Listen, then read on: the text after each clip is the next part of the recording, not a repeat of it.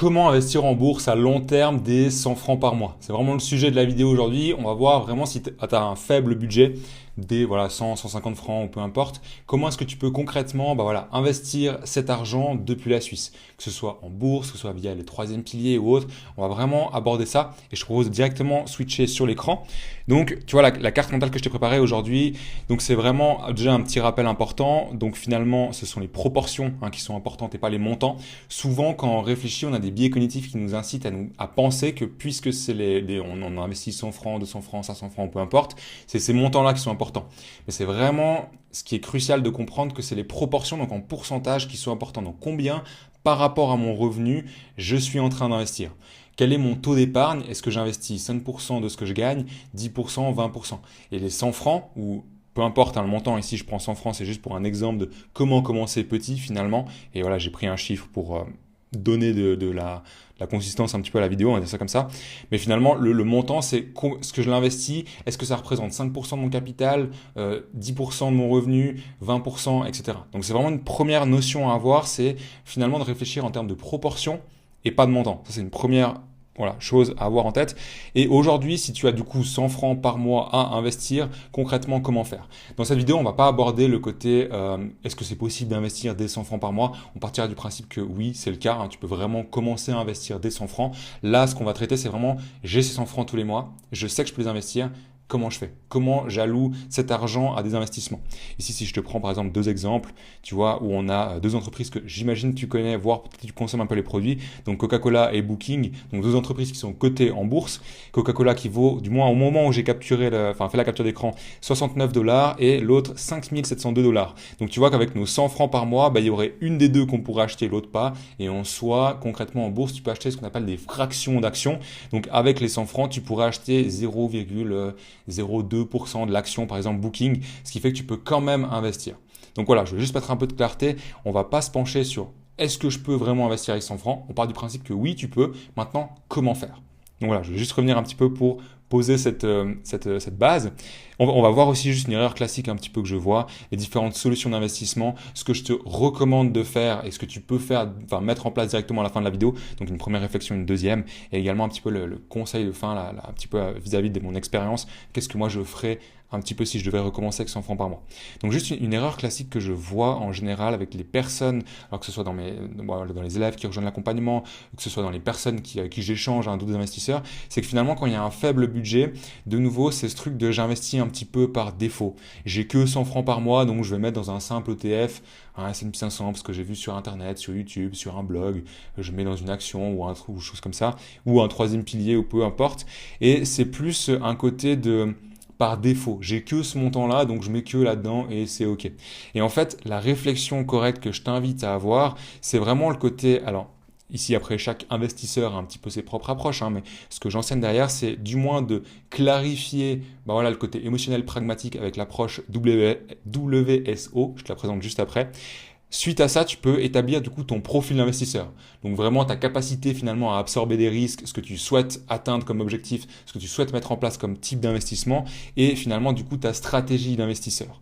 Donc si je te fais un petit peu le schéma, ici on a le côté WSO, donc finalement tu as pour le côté émotionnel de l'investisseur, ce qui est souvent aussi négligé en tant qu'investisseur, c'est le côté du why, l'objectif à moyen long terme, l'objectif SMART et les OKR que tu vas pouvoir mettre en place, c'est vraiment le côté pragmatique. Donc c'est ce que tu dois mettre en place dès le début, qui va te permettre par la suite d'établir ton profil et ta stratégie.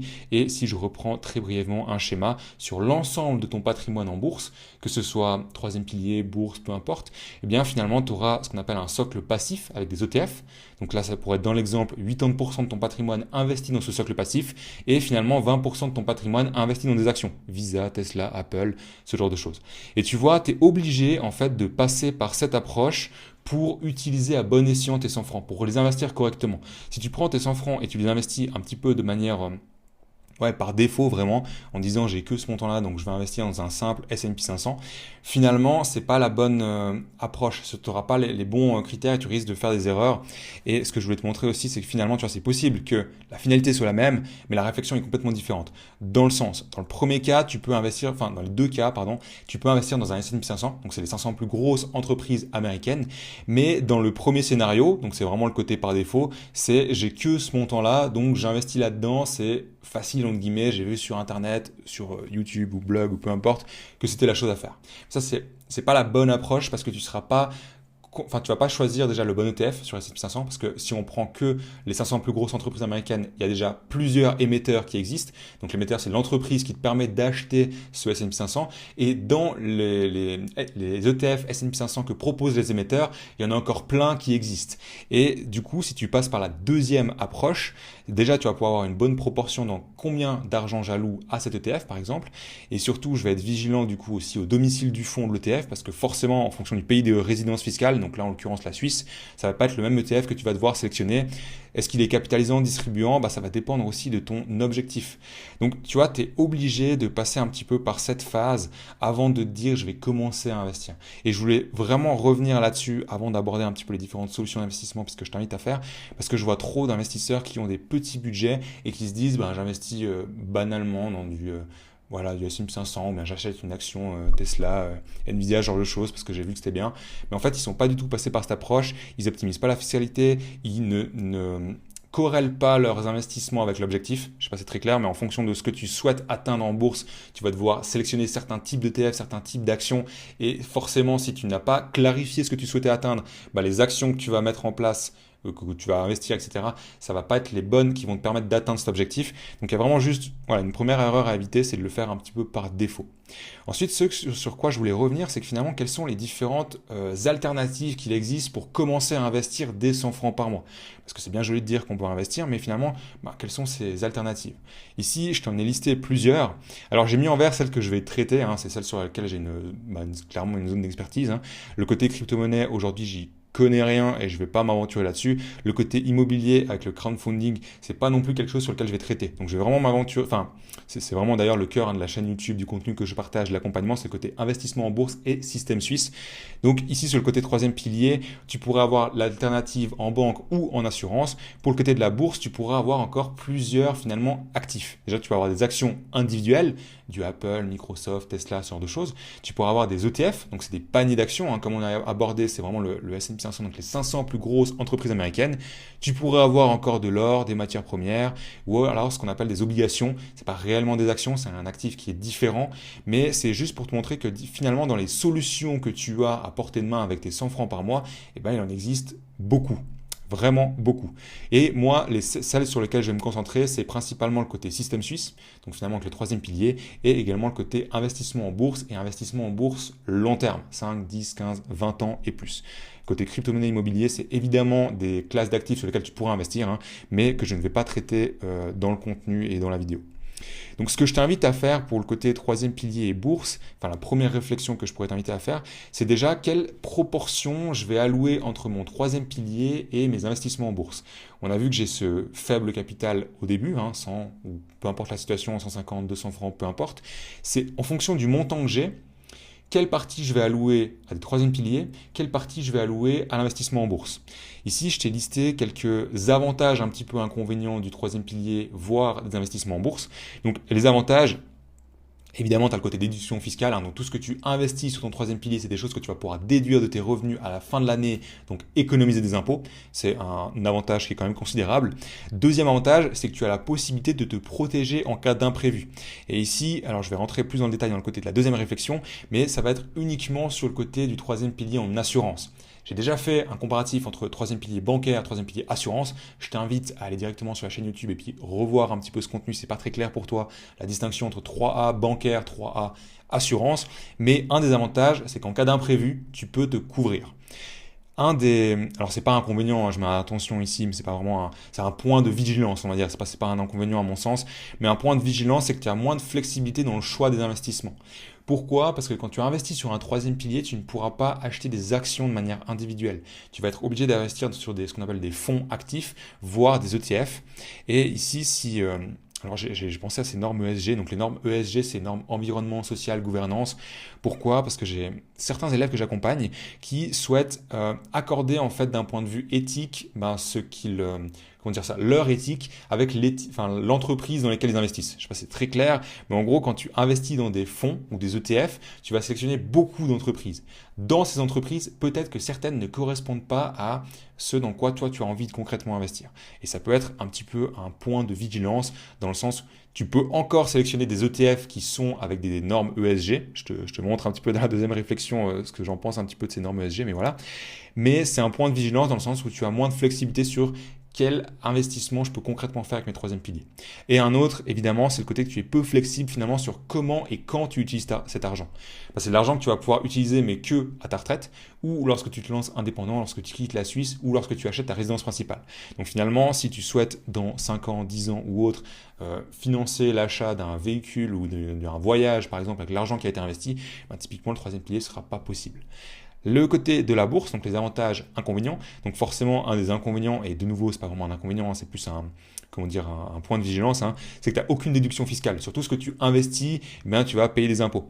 Alors ici, je te mets juste une parenthèse dans le sens les plus-values, donc l'argent que tu gagnes, elle n'est pas imposée. Ici en Suisse, si tu es considéré du moins comme un investisseur particulier, donc pas un investisseur professionnel, tu ne vas payer aucun impôt sur l'argent que tu gagnes. Tu investis 1000 francs, tu revends à 1500 francs, tu as empoché 500 francs de plus-value, ces 500 francs-là ne seront pas imposés. Il y a des conditions à respecter, je ne vais pas aborder maintenant, mais c'est, voilà, de manière générale, tu n'as pas de déduction fiscale sur les 100 francs que tu vas investir en bourse, tu ne pourras pas les déduire à la fin de l'année sur tes impôts. Par contre, l'argent que tu gagnes, il ne sera pas imposé non plus. Tu es totalement libre en fait dans le choix de ces investissements. Si tu veux prendre des ETF, des fonds actifs, des actions individuelles, des actions, des grandes capitalisations, des petites capitalisations en Chine ou peu importe, tu es vraiment libre d'aller choisir où est-ce que tu veux investir ton argent. Donc ça c'est vraiment une totale liberté, c'est assez cool. Et le côté aussi, tu es libre de savoir, de décider comment et quand tu vas utiliser cet argent. De nouveau, on parlait, si dans 5-10 ans tu veux utiliser l'argent de tes investissements pour financer un voyage, l'achat d'un véhicule ou peu importe, eh bien c'est toi qui décides quand est-ce que tu revends cette action. Donc tu es vraiment totalement libre. Ce qu'il faut savoir dans ce premier côté de réflexion avec ces 100 francs par mois, quelle proportion je vais allouer à mon troisième pilier ou la bourse, c'est qu'il n'y a pas de bonne ou mauvaise réponse finalement. Il n'y a pas de... il n'y a vraiment pas il faut capitaliser sur le troisième pilier, il faut capitaliser sur l'investissement en bourse. C'est vraiment selon un petit peu les avantages et inconvénients que je t'ai présentés, avantages et points de vigilance, je me répète, que je t'ai présenté selon ta situation aujourd'hui, forcément, selon ta sensibilité aussi, si tu veux être totalement libre avec l'argent que tu investis, quand est-ce que tu peux l'utiliser ou pas, ou si pour toi le côté protection en cas d'imprévu, c'est quelque chose qui est beaucoup plus, qui te tient vraiment à cœur, c'est vraiment à mettre tout ça en perspective. Ce que je voulais te montrer, donc ça c'est vraiment un côté d'une réflexion un petit peu plus émotionnelle, on va dire, qui te sera forcément propre, de nouveau selon ta situation, ta sensibilité, mais pour te donner une piste de réflexion vraiment pragmatique, où c'est du concret, puis vraiment du noir sur blanc, c'est ce que tu pourrais faire, c'est utiliser un calculateur d'intérêt composé et faire des calculs de coût d'opportunité. En gros, je m'explique. Un calcul de coût d'opportunité, qu'est-ce que ça veut dire? Ça veut dire qu'on va prendre ces 100 francs et se dire, ok, si je les investis dans la solution A, sur la finalité, qu'est-ce que j'obtiens? Si je prends ces mêmes 100 francs et je les investis dans la solution B, sur la finalité, qu'est-ce que j'obtiens? Et c'est de comparer ces deux lignes d'arrivée et te dire, en fait, quelle est la ligne d'arrivée que j'ai vraiment envie de franchir? C'est celle-ci, ok, je vais la faire vers la solution B, c'est celle-ci, je vais la vers la solution A. En gros, c'est un petit peu ça l'idée derrière le fait de faire un calcul de coût d'opportunité. Et ici, je te mettrai en description mes deux liens simplement. Alors ici, j'ai simplement tapé calculateur d'intérêt composé sur Internet. Moneyland, ils en ont toute une série, c'est assez intéressant si tu veux même regarder sur le côté immobilier ou peu importe. Mais ce que tu peux faire, c'est du coup prendre tes 100 francs par mois. Tu vois, alors montant initial ici, on va mettre 0. Ici, je vais mettre des investissements mensuels. On va mettre 100 francs par mois par exemple, date de versement à la fin sur un an, et puis on va prendre une moyenne de 8%. Et là, tu pourrais imaginer qu'avec des investissements de 100 francs sur une année, tu aurais du coup un capital de 1244 francs à la fin de l'année, ce qui te fait du coup des intérêts de 44 francs. Et en gros, nous, ce qui nous intéresse, c'est de sélectionner, tu vois, dans le côté finalement troisième pilier, l'argent que tu vas investir. Si je schématise vraiment de manière générale, il va être bloqué, mais au moins tu peux avoir des déductions fiscales. L'argent en bourse, tu n'as pas de déduction fiscale, mais tu es totalement libre. C'est un petit peu plus complexe que ça, j'imagine que tu l'as compris avec l'explication, mais si je dois synthétiser, c'est vraiment ça. Du coup, la question qu'on se pose, c'est 100 francs par mois. Si je les mets au troisième pilier, je vais avoir des déductions fiscales, mais je suis beaucoup plus restreint dans ce que je peux faire de cet argent. Le côté bourse, je mets ces 100 francs, j'ai pas de déduction fiscale. Donc finalement, c'est de se dire, ok, imaginons que j'ai quand même 8% d'intérêt, je vais prendre ces 100 francs investis en bourse, je vais voir à long terme ce qu'ils vont me donner, en partant du principe que je vais perdre de l'argent sur le côté des déductions fiscales. fiscale. Et je vais faire exactement le même principe avec de nouveau le calculateur d'impôt sur le revenu. Je te le remets en description, je t'invite à regarder, j'ai aussi fait une vidéo sur comment l'utiliser concrètement, donc je ne vais pas t'expliquer ici en détail, mais c'est de voir si finalement c'est 100 francs par mois, et si je décide de les allouer au troisième pilier, quel est le montant concret d'économie fiscale que je vais avoir dans ma situation. Et après, c'est de remettre en perspective, ok, situation A, je sais que l'argent est bloqué, mais j'ai une déduction fiscale. Situation B, je sais que l'argent est totalement libre, mais j'ai pas de déduction fiscale. Et c'est d'utiliser en fait cet intérêt composé pour voir si je m'aventure vers le côté bourse, quel est l'argent en impôts que je vais perdre, parce que je vais devoir le payer factuellement, mais combien je vais gagner sur le long terme. C'est de faire un petit peu cette comparaison vraiment pragmatique sur le côté situation A, situation B. J'espère que c'est assez clair. Il y a déjà un premier axe de réflexion dans le côté émotionnel et selon ta sensibilité. Et le deuxième, c'est vraiment le côté pragmatique avec ces deux outils que je te mets directement en description. Ça, c'est vraiment la première réflexion que je t'invite à avoir sur ces deux solutions. Quelle proportion tu vas allouer, troisième pilier, bourse. Deuxième réflexion que tu peux avoir, c'est de descendre un petit peu un cran dans ce côté troisième pilier bourse. Et finalement, dans chacune de ces solutions, comment est-ce que je vais répartir cet argent ? Pourquoi ? Parce qu'on l'a vu, le côté troisième pilier, finalement, tu as un meilleur rendement en banque, mais tu peux avoir une sécurité un petit peu plus... une sécurité pour l'incertain en assurance. Dans le sens, si je te remontre ici, tu vois, le troisième pilier, tu as deux alternatives possibles, tu as le côté banque et assurance. Et finalement, la question, c'est de se dire, ok, si dans mon premier axe de réflexion, j'ai vu que je devais capitaliser sur le côté troisième pilier, finalement, dans ce troisième pilier, je vais m'aventurer en banque ou en assurance. Et ici, ce que je pourrais t'indiquer, alors c'est pas forcément, de nouveau, si c'est pas très clair pour toi, je t'invite à regarder la vidéo banque versus assurance, mais en gros, et c'est pas banque ou assurance, mais c'est banque et assurance, mais en gros, en banque, tu vas avoir de manière générale un meilleur rendement, parce que si tu mets 100 francs en banque, tu auras vraiment 100 francs qui seront alloués à tes investissements, alors que si tu mets 100 francs en assurance, tu auras une petite partie qui sera rongée pour le risque, mais cette partie, elle va aussi te permettre de t'assurer contre du coup un futur qui est incertain en cas de maladie ou d'accident, ce genre de choses. Donc ce que je t'invite à voir, dans cette deuxième réflexion, c'est dans ce côté troisième pilier, quel est finalement, est-ce que pour moi c'est beaucoup plus important d'avoir un meilleur rendement si oui je vais capitaliser le côté bancaire, est-ce que c'est beaucoup plus important pour moi d'être sûr par rapport à l'avenir, je vais mettre plutôt dans le côté assurance. Et si je t'invite à avoir du coup la même réflexion sur le côté bourse, c'est que, alors si je reprends un petit peu les investissements, ici moi je me concentre vraiment sur le côté actions et ETF, c'est vraiment le cœur de la chaîne, puis l'investissement en bourse long terme, le côté or, matières premières, obligations, c'est pas forcément des choses que j'aborde. Mais si on se concentre vraiment sur le côté action ou ETF, finalement, si toi, tu es plutôt sensible à avoir un meilleur rendement, ici, les actions individuelles vont vraiment t'offrir cette opportunité, cette possibilité d'avoir un meilleur rendement que certains ETF. Si au contraire tu es sensible au côté éthique, donc vraiment l'argent que j'investis, j'ai vraiment envie de le mettre dans des entreprises qui respectent l'écologie, la façon dont ils traitent leurs salariés ou peu importe, eh bien les actions individuelles vont t'offrir la possibilité de sélectionner vraiment l'action dans laquelle tu as envie d'investir. Et ici, je te mets alors un petit attention, et ici, ça n'engage vraiment que moi, c'est vraiment un avis perso. Je ne suis pas fan des ETF avec les normes ESG, donc c'est nouveau, ces normes environnement, social, gouvernance, qui sont censées te garantir que l'ETF investit uniquement dans des entreprises qui respectent l'écologie, qui sont correctes avec leurs employés, etc. Parce que finalement, en fait, dans ces ETF, on voit des entreprises qui sont pétrolières, qui sont dans l'armement. Littéralement, leur business, c'est de vendre des fusils d'assaut. Et ils ont des normes ESG à 7 sur 10 ou 8 sur 10, je ne sais plus exactement. J'avais une entreprise en tête. Pour moi, ce côté normes ESG sur les ETF, c'est plus du marketing qu'autre chose. Mais attention, ça, c'est vraiment un avis qui n'engage que moi. Donc, si tu es sensible à l'éthique, à mon sens, c'est plus vers les actions individuelles qu'il faut se diriger. Il y a certains ETF que tu peux sélectionner, mais il faut vraiment être vigilant. Si au contraire, toi, tu souhaites vraiment consacrer peu de temps à tes investissements, ici, tu vas capitaliser plutôt sur des ETF. Et tu as toujours la possibilité d'investir dans des actions individuelles en optimisant ton temps, mais force est de constater que ça va te demander quand même beaucoup plus de temps et d'énergie d'aller vers des actions individuelles que des ETF.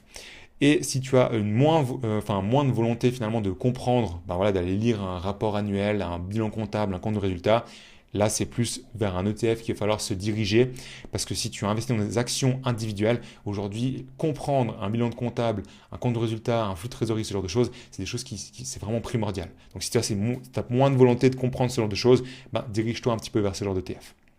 Donc, finalement, un conseil de fin, si je peux te résumer un petit peu tout ça.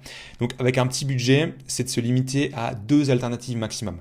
Donc vraiment avoir cette première réflexion, quelle proportion je vais allouer troisième pilier bourse. Et ça peut être ok de prendre la totalité de la somme et de mettre que en bourse, que en immobilier, que en troisième pilier, pardon. Et ensuite de descendre d'un cran puis dire ok, dans ce troisième pilier, qu'est-ce que je fais ? Plutôt bancaire, plutôt assurance. Et de nouveau, dans quelle proportion j'alloue cet argent. Et le côté de la bourse, exactement. Est-ce que je fais des actions individuelles ou des ETF? Et c'est vraiment avoir un petit peu ce côté, voilà, ces deux réflexions. Et surtout, se limiter à 2 alternatives maximum pour commencer. Si vraiment aujourd'hui tu as 100 francs par mois, limite-toi à 2 alternatives. Je vois beaucoup trop d'investisseurs qui ont ce type de schéma.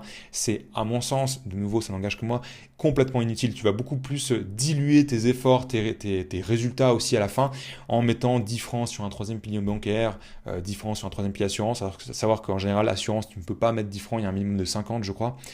ETF Monde, 20 francs ici, 10 francs dans un ETF S&P 500. Enfin, tu vois qu'en fait, sur le capital que tu as à disposition, donc les 100 francs ou 150, 200 francs, peu importe, le fait de le diluer dans plein d'alternatives, finalement, tu vas juste diluer tes efforts et diluer aussi tes résultats. Donc, enfin, diminuer plutôt tes résultats. Et ça, c'est vraiment quelque chose sur lequel j'applique, c'est d'avoir peu d'investissement, quelque chose de relativement simple et de capitaliser. Tu vois, aujourd'hui, j'investis personnellement que dans des entreprises en bourse, donc en stock picking, puis avec les troisième piliers que j'ai dans les ETF. Donc c'est vraiment simple, c'est ETF, action. Et je ne fais pas plus compliqué que ça. Et si on regarde en plus dans les ETF, j'en ai pas non plus des tonnes, on va dire. Là où deux fois, je vois certaines personnes qui ont 3-4 ETF, des actions qui ont 15, 20, 25 actions. Et finalement, en fait, c'est dommage parce que par rapport à ton potentiel d'enrichissement, d'investissement, eh bien, tu vas le diluer, dilapider et tu vas vraiment diminuer tes efforts. Donc, si je devrais recommencer vraiment avec un petit budget aujourd'hui, je ferais vraiment ce mode de réflexion. Et suite à ça, je prendrais vraiment 2 alternatives dans lesquelles j'investirais finalement ce petit budget. Et une chose aussi que je t'invite peut-être à faire, une meilleure chose à faire, c'est au lieu de se dire comment est-ce que je peux augmenter, une meilleure chose à faire, plutôt c'est comment augmenter mon taux d'épargne, au lieu de se dire comment est-ce que je peux mieux allouer mon faible capital. Tu verras que si aujourd'hui tu peux investir que 100 francs, 150, 200, peu importe, par mois, des fois une meilleure chose à faire en place, c'est déjà d'investir cet argent en fonction de ce qu'on vient de voir, mais de se dire ok, comment est-ce que je peux le mois prochain avoir 200 francs, ou 10% en plus, ou 15% en plus. Comment est-ce que je vais pouvoir augmenter mon taux d'épargne, donc baisser un petit peu mes charges, ou augmenter mes revenus? Une activité salariale avec une augmentation de salaire, ou une activité à côté, ou peu importe, mais finalement, comment est-ce que je peux allouer plus d'argent à mes investissements que comment est-ce que je peux allouer au mieux cet argent? Des fois, c'est aussi des réflexions à avoir qui peuvent t'amener à avoir le luxe, un petit peu, on va dire, d'avoir ce type de scénario, même si c'est pas forcément toujours la bonne solution. Donc voilà pour cette rapide vidéo pour comment tu peux investir directement tes 100 francs par mois de manière vraiment mensuelle. Je te mets donc directement les liens en description. Tu as également aussi un lien pour réserver un appel découverte si aujourd'hui pour toi ça fait sens d'être accompagné sur ton chemin finalement d'investisseur. Si pour toi faire ça tout seul de ton côté c'est un petit peu compliqué, voire souvent ce que j'ai en appel c'est que ça peut faire peur un petit peu de se lancer tout seul, eh bien réserve seulement un appel. L'objectif tu verras c'est de voir ta situation aujourd'hui, où est-ce que tu en es, est-ce que tu as déjà mis en place, où est-ce que tu souhaites aller et voir si l'accompagnement est aujourd'hui cohérent pour toi. Si ça te semble pertinent, on avance ensemble. Je te mets tout ça directement en description. Je te laisse mettre un like, juste un commentaire si tu as une question, c'est toujours avec plaisir que j'y réponds, ou un sujet de prochaine vidéo que tu aimerais voir directement abordé sur la chaîne. Et sinon, je te souhaite à la prochaine pour une future vidéo.